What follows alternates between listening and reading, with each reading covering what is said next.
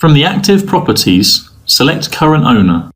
Select the Annotate tab.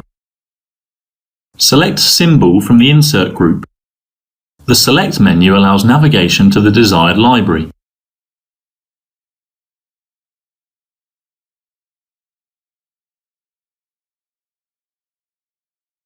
Highlight the north arrow and click the Select button.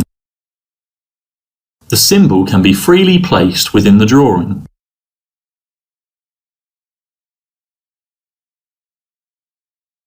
Select the down arrow key and select Finish. From the Active Properties, select Current Owner. Select Overlay from the Insert group of the Annotate tab. Select the down arrow key and Over. The Open Overlay menu allows navigation to the desired library and selection of gallery. Select Open. The overlay is placed by keying into the contextual editor. The Tab key is used to lock the entry.